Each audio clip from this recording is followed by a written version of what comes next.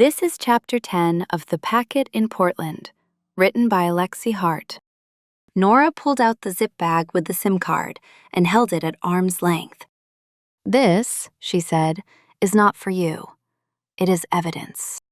The man's eyes hardened. "Then hand it over." Nora's voice stayed calm. "I will trade it." The man stared. "Trade." Nora nodded. "You tell me the witness's real condition and where they are going next. In exchange, you get this." The man laughed, but there was no humor in it. "You think we'll bargain with you?" "I think you don't want a public incident here," Nora said. "I think you don't want police. I think you don't want cameras. And I think you are not as sure as you pretend."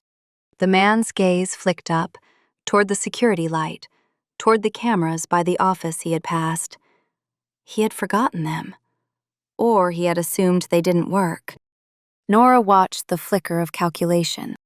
Finally, he said, "They're moving the witness at midnight to a place you don't know, out of state." Nora's mind sharpened. Why out of state? He didn't answer. Nora pushed. "Who is paying for it?" His eyes narrowed. "No." Nora nodded once.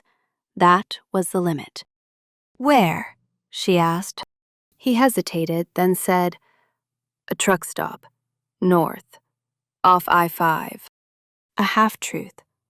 Not enough to find a person. Enough to feel like cooperation. Nora kept her face neutral. "Name?" He shook his head. "You don't get that." Nora didn't argue. She let him think he had won a boundary. That was sometimes the fastest path to more information later. Nora held up the SIM card bag again. "Then you get nothing."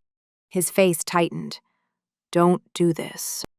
Nora's voice remained steady. "You want me to stop? I won't. You can decide whether you want to make that dangerous." The second figure by the car spoke again, sharper now. The first man's eyes flicked toward them, irritation flaring. He looked back at Nora, jaw clenched. "You're not supposed to be here," he said. Nora tilted her head slightly. "Then you shouldn't have left instructions for me." The man's eyes flashed. "Those weren't for you." Nora froze, just for a beat. Not for her. Someone else had been expected to come to the storage unit. Someone else had been expected to pick up the SIM card and the incident list. Someone else had been expected to step into the narrative. Nora's mind spun the possibilities quickly. Lane, the attorney, a rival, someone inside the union, someone inside opposing counsel. The man saw the shift in her eyes and stiffened, as if he realized he had said too much. He stepped forward, reaching for the SIM card bag. Nora didn't retreat. She moved her hand slightly back, out of his reach, and said, calm as ever, "Last chance. Name the truck stop." His fingers stopped midair. His eyes narrowed. "You don't negotiate well." "I don't negotiate," Nora said. "I decide." For a beat, he looked like he might take it anyway. Then a car horn sounded outside the facility, distant but sharp. A signal. The second figure by the car flinched. The first man's gaze snapped toward the gate. He cursed under his breath. "Get in," he hissed to the second figure.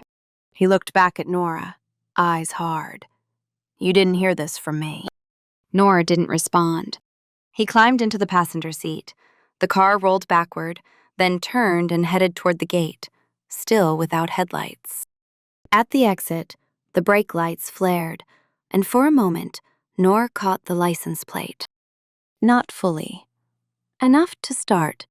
The car slipped out into the street and vanished into the wet night.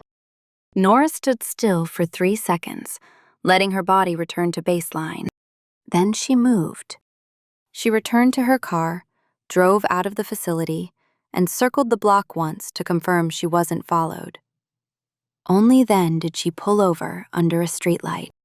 She opened her phone and typed the partial plate into a note, adding the vehicle make and colors she'd observe. Then she called the Atlas Desk secure line again, voice only this time. A calm operator answered. Atlas Desk. It's Nora, she said. I need a plate pull on a partial and a vehicle trace if possible. Also, confirm if any other party was routed to that storage unit tonight. Someone expected a pickup that wasn't me. A pause. A keyboard click. Understood. We'll prioritize. Nora ended the call and sat back. Her hands were steady. Her breathing was even. But her mind was sharp with the new truth she had extracted by accident. The drop wasn't meant for her.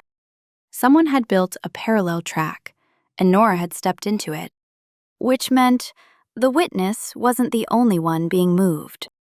The narrative was being moved too, and someone wanted Nora to pick it up and carry it exactly where they aimed.